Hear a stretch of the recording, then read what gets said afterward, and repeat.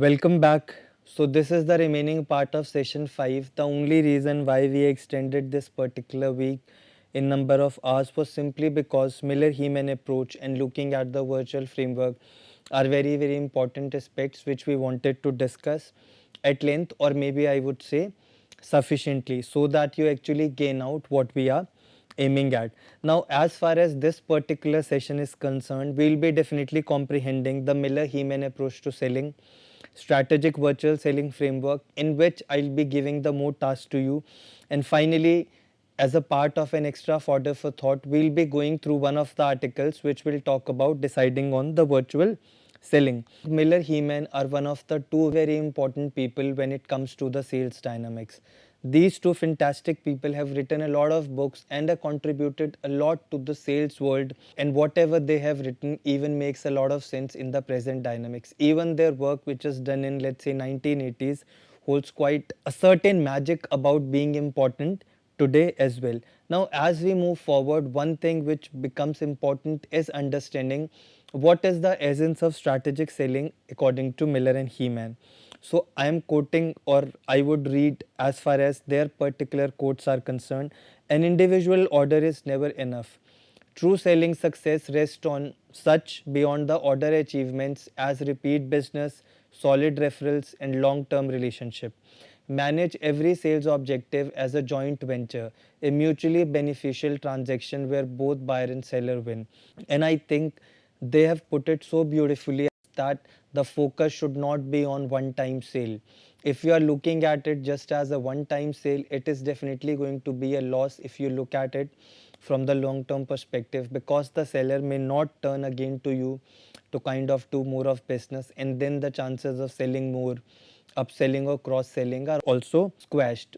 But if you approach every sale as a kind of joint venture and you try to create a win-win situation for both, which means where both the buyer and seller feel elated once the deal has been done or once the deal has been closed, it is definitely going to open a lot of doors for you with respect to getting repeat business, solid referrals, or convertible referrals, which means just because you have kind of dealt with someone in the best possible ways or created a win-win situation, they are definitely going to recommend it to the people in their circle or in the industry which would be very much interested in buying because of the experiences that you have had with them.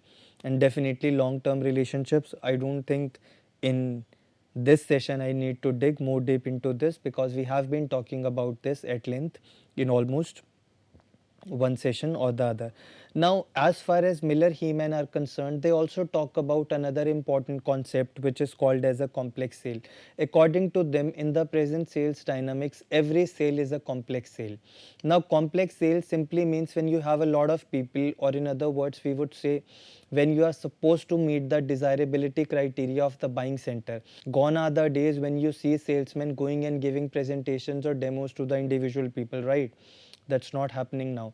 Now you have a buying center in which you might have someone, let's say, from production, you might have someone from finance, you might have someone from the marketing team, or the other people who could be influencers in other way. Influencers as in who might influence which decision will be eventually made. You are supposed to satisfy each one of them. So as and when the people increase, the complexities are also going to increase, simply because everyone in the buying center will be coming up with a different thought process, with different objectives. Like while the finance people would only want to reduce cost, you might have the production team who might not be bothered that much about cost, but about the quality of the product, or maybe let's say if it is going to be used as an ingredient or a machinery that it will bring in. And see, this complexity is further gets enhanced that you need to close the deals in a profitable way. It's not like you sold something at a loss. That is definitely not going to work for the organization also in long term. So just imagine, how much complexity has creeped in as far as the present sales dynamics are concerned. Now, as far as these two fantastic gentlemen are concerned, they have proposed 6 elements of strategic selling, starting from the buying influence, red flags, leverage from strength, response modes, win results, ideal customer profile, to sales funnel. Now, when you talk about buying influences, what they are trying to say is, see, again the same thing, in the present selling scenario, you need the sanction or approval of more than one person in the sales process, because you have a buying center which will be commanding what will be bought or not, and which again comprises different people coming up with different mindset. But according to Miller and Heiman, there are four kinds of buying influences. The first one is economic buyer. Now he is the one who will be giving final approval, right? But one thing which becomes very particular or crucial about the economic buyer is this person has the authority to say yes when others have said no, or this person also has the authority to say no when the others have said yes. So he or she is someone who can actually be the game changer. If you focus on this particular person along with other members also, then it is definitely going to be a done deal. Now the next kind of buying influence is going to be a user buyer. Now these are the people who are going to judge your offering on the basis of its impact on performance, which means whatever product or service you are offering, it is going to impact their performance in the organization. Like let's say if we are talking about selling a particular machinery, the people or the foreman or the staff who will be using it with respect to its productivity or how much time does it take, to operate or to function, it is definitely going to impact their working hours or their productivity also. So likewise, these are the people who will also have a say with respect to the deal. Now the third category is of technical buyer. It is again one of the key influences. Now these are the people who will be checking the offering on technical specifications. But one thing which makes this group special is they may not have the final authority to say yes, but their no matters. If they say that the technical specifications are not aligned, then anyway the deal will be lost. So this again gets a little more critical or complex with respect to the specifications, and this particular aspect they having the authority to say no, and which will influence, though their say will be important, but they don't have that much weightage to kind of get the deal done. See, but again this is going to matter. You might have an organization in which technical bias could be placed on priority along with economic buyer. You could also see such situations. So now the fourth buying influence that you have is of a coach. Now a coach is someone who helps you get the deal, right? He'll, in ways maybe you can say, he'll provide you some additional information which could be very useful for you in cracking that deal, or he'll keep guiding you through various phases of sale. But one interesting part again about coach is he's not someone who is supposed to be from the buyer's side. He can also be a senior in your organization who is guiding you. So one thing which again makes this influence quite fascinating is that he could be from your organization as well as from the seller's organization. You can say he is more like an angel for you who is guiding you to crack that deal. Now when you talk about the second key element which might influence strategic selling, it is red flags or leverage from strength. Now red flag simply indicates danger. It is more like the points of concern which need your immediate attention. But one thing which brings them on priority with respect to strategic selling is that they should not be treated as minor problems. They should be rather treated as big hazards who could jeopardize the sale or could just squash your deal, fantastic deal which you might have had and sometime soon. So examples of red flags could be, let's say there is some missing information which you don't have, which might impact how the deal is going to be, or whether how much interested the buying organization is going to be. Uncertainty over information, what information you have, how much reliable is that. You have not contacted or missed out on contacting any of the buying influence, or you have missed out on considering the objective of any of the key members of the buying organization, right?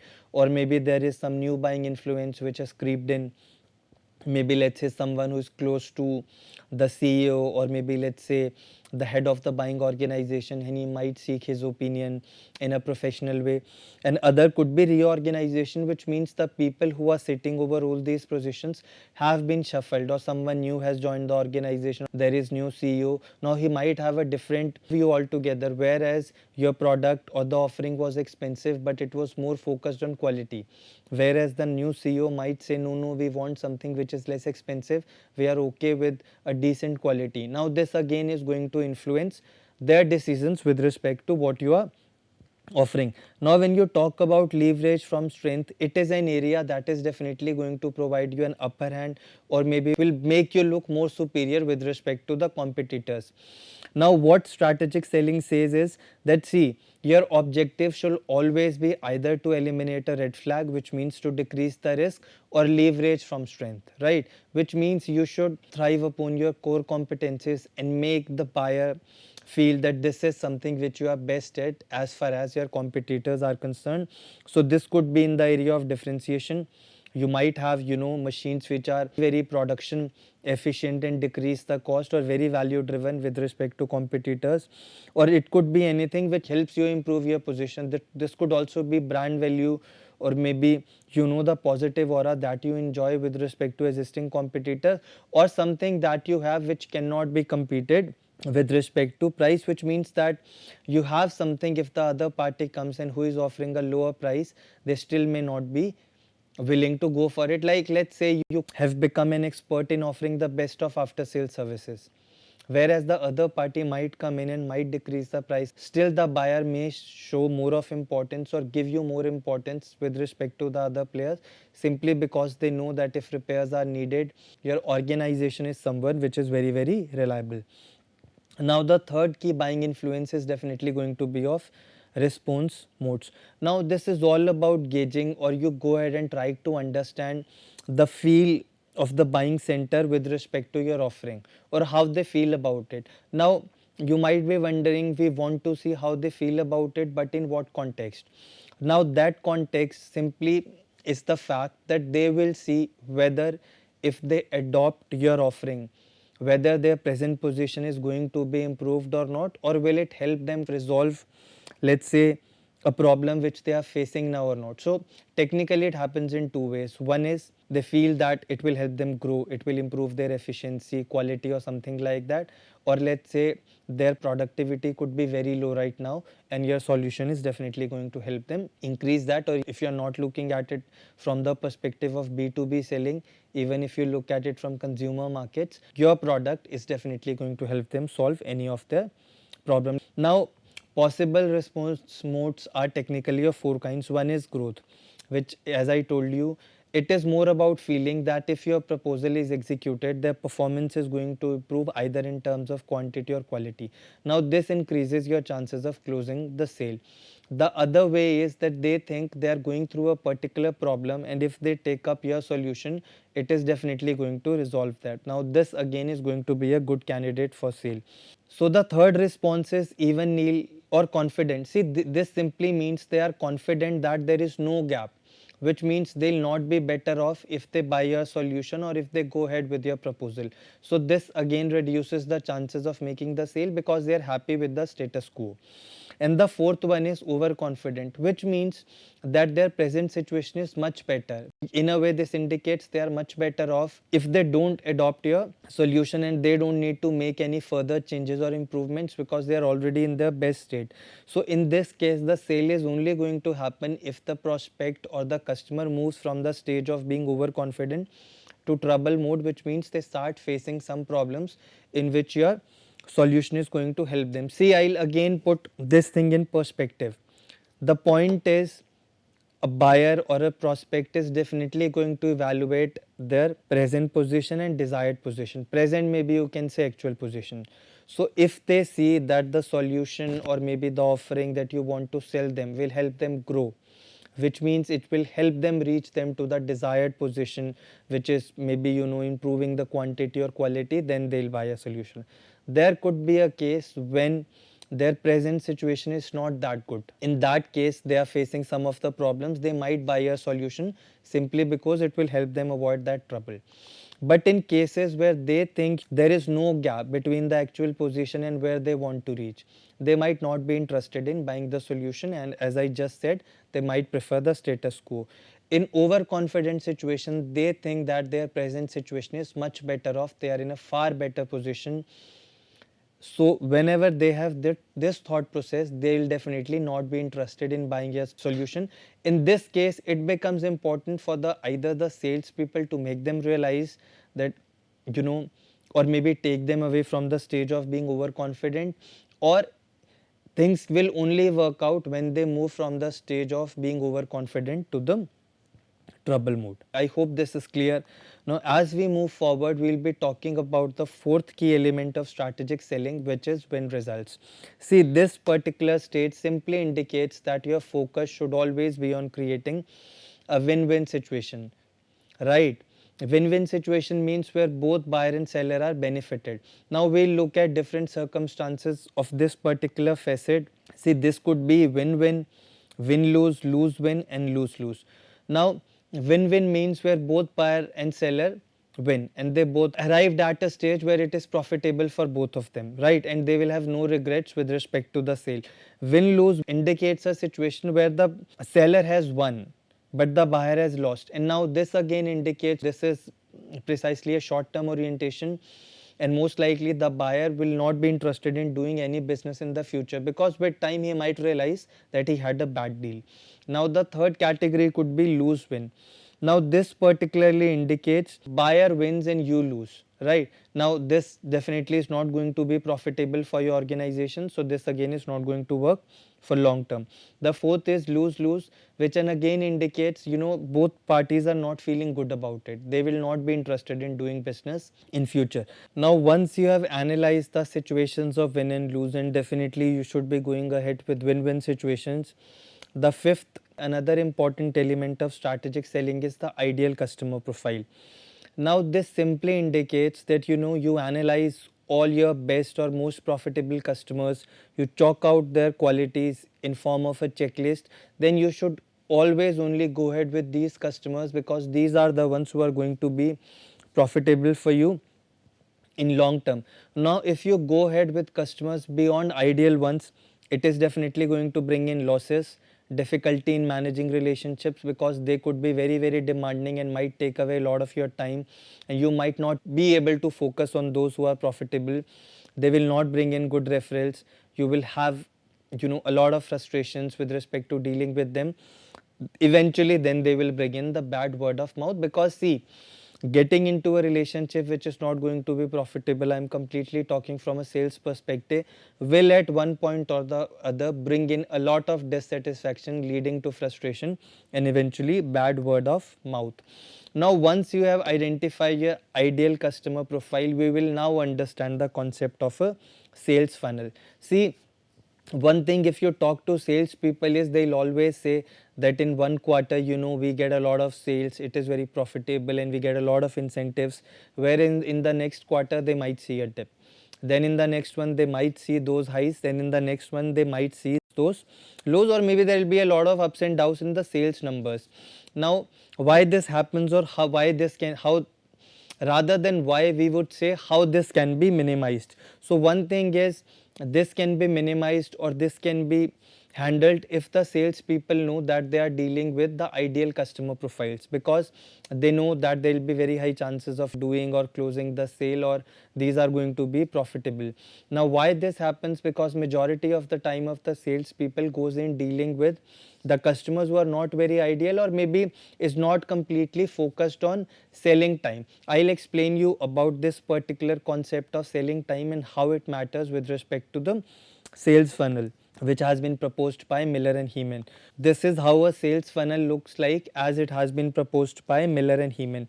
Now if you look at it at different concepts, first is they are talking about prospects, qualify, cover the bases and proposal. Apart from that, you can see universe, above the funnel, in the funnel and best view. Now when you talk about universe, what they are trying to say is that you will always have a lot of people that you can reach out to selling or offering your products, right? Now it is more like they are using the literal term universe technically, which means that it's not going to be infinite, but what they are trying to say is you will always have the option of reaching out to people more than you can handle at a given point of time with respect to the sales activities, right? So what they are trying to say is in these universe you should always try to find out who are going to be your best prospects, which means you will search for the fit. Now this fit is again is with respect to ideal customer profile fit, which means you should identify by looking at your profitable customers, okay, is he the one who is going to be profitable for me, or is she the one who is going to be profitable for us if we sell our offerings to them. Now once you have narrowed down to the prospects, you will again go ahead and get more narrower, in the sense like now you will look for data which should give you an information about the fit between your offering and prospects immediate needs. So when you talk about the next stage, once you have identified the ideal product fit, you will be going ahead with respect to qualifying. Now qualifying is about the people that you will be placing above the funnel. You have kind of not pushed them with respect to giving more time as far as your sales activities are concerned. Now once they get in the funnel or cover the base pass, then you will be devoting more time to them. Now as far as the qualify stage is concerned, you try to look for data that will suggest a fit between your offering and prospects immediate needs.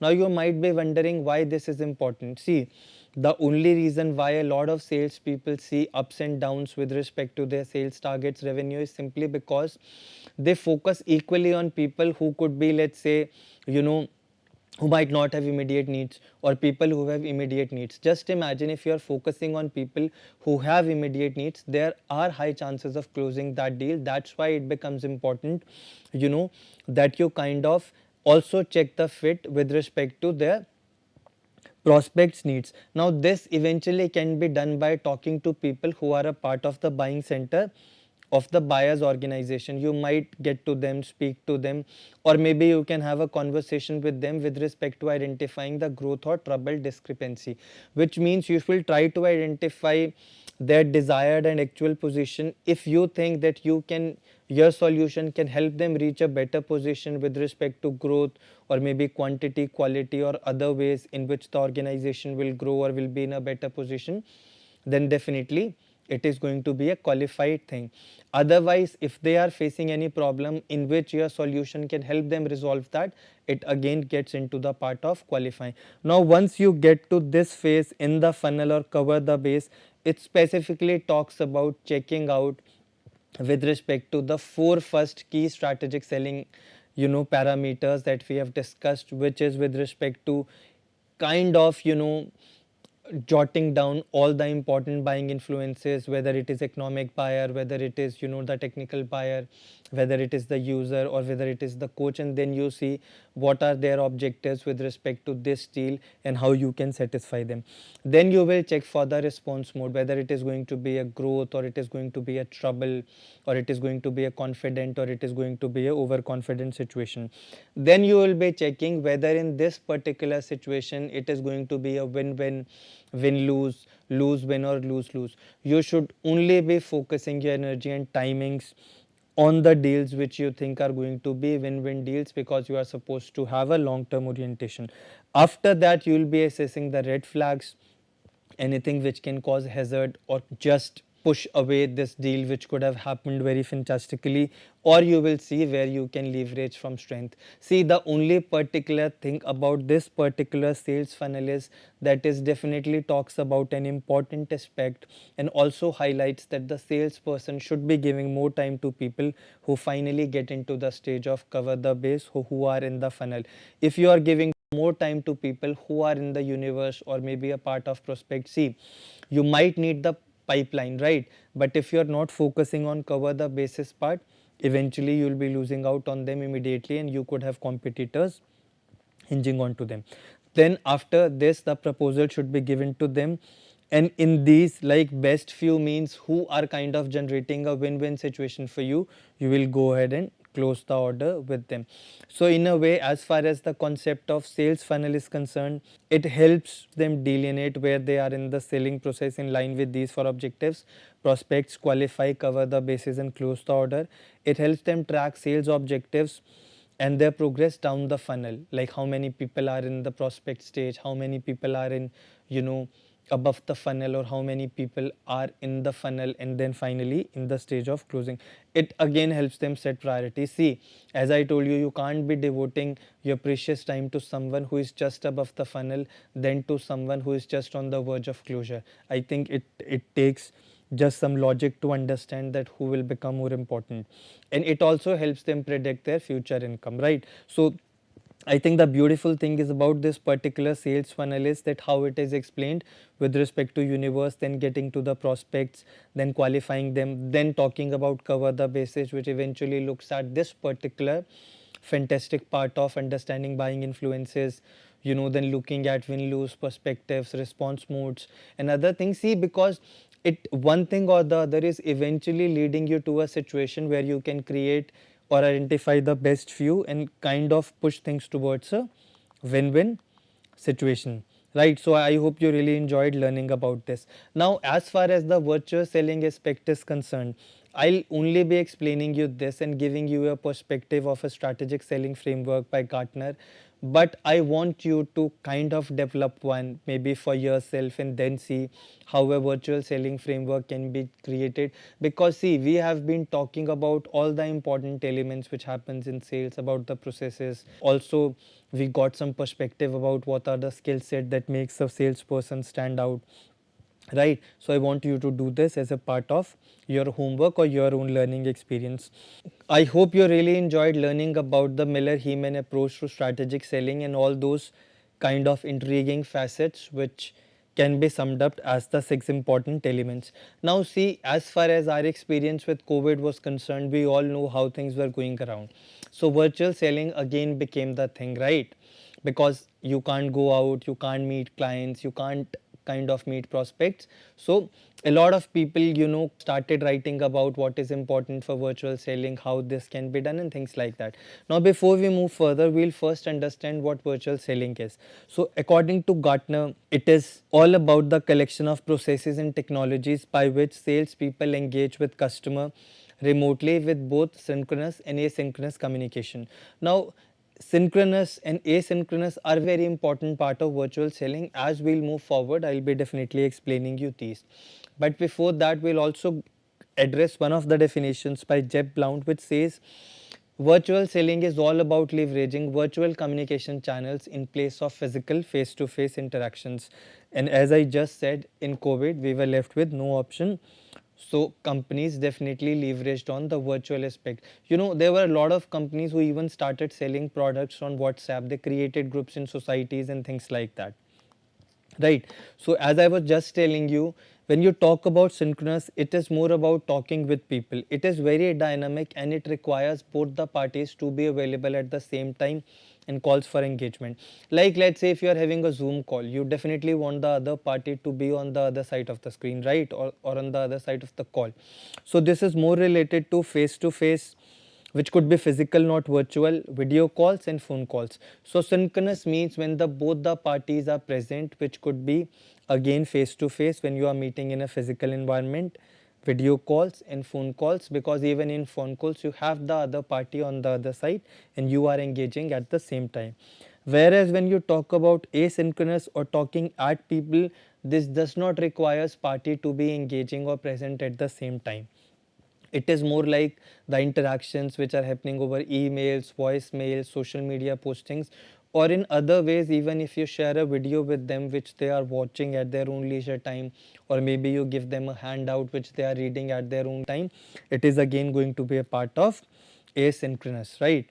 Now we'll look at one of the strategic selling frameworks, but my job here is to just to stimulate your thought processes with respect to the elements that it can have. So I would be very happy if you develop your own strategic selling framework, as we have talked a lot about what matters in selling, what are the stages, how it happens. So now it's important for you to get creative and stimulated with respect to working on this. Now a strategic virtual selling framework is definitely going to have 4 elements. First is synchronous virtual customer engagement. So these are the tactics or strategies which you actually use for enhancing live customer interactions. Like you might fix Zoom calls with them or have video calls with them, or maybe let's say phone calls with them, where both the parties are engaging at the same time. Apart from that, the other thing which becomes important is asynchronous virtual customer engagement. Now this is when you provide them the opportunities to independently review information and engage, right? You might give them a handout, you might share a document which highlights the unique selling proposition of your product, and then you might ask them to get back or share their doubts. See, this again becomes important because let's say you just had a video call and you give them a perspective about your products and its unique selling proposition. Now to stimulate their interest to the next level or to bring in the element of desire in them, you decided to share some handouts with them or some material for them which they could read out, right? So asynchronous becomes equally important as far as the virtual selling frameworks are concerned. Now the next pillar is going to be virtual seller enablement, which means the actions that you do to develop resources that enable virtual selling. Like you might have a platform where they can see the progress of their orders, they can post their queries and things like that, right? So enablement with respect to virtual selling could be very different with respect to, let's say, the physical settings which have been happening for a long time or which have been executed from the time immemorial. Now the last part is going to be effective virtual selling, which indicates that you need to have people, processes and technology to support virtual selling. See, the whole idea of talking about these stages is to give you some threads or some beats to think about what virtual selling framework could be all about. But as I said, I want you to get more into it and read about it with respect to the link that has been given below and come up with your own virtual selling strategy framework, or maybe a strategic framework that can be implemented for virtual selling without kind of, or maybe I would say keeping all these four elements in mind, or maybe something extra that you would like to add to it. So as a part of extra fodder for thought, I have provided the link for this article which will provide you an information with respect to thinking about whether or which organization should be investing in virtual sales or not. So please go and read this article. This is definitely again going to bring in some perspectives about that how virtual sales may not work for each and every organization or for each and every product with respect to the facets like product, market, segment and need complexities. So please go and read it. So as far as today's session is concerned, I hope you really enjoyed learning about the Miller-Heiman approach. I would again urge you to go back and read more about these fantastic people because they have definitely made some, fantastic contributions to the world of selling and sales management. So thanking you for now, and we'll be again meeting next week where we'll learn some more interesting things about the strategic sales management. Wishing you a good day. Thank you.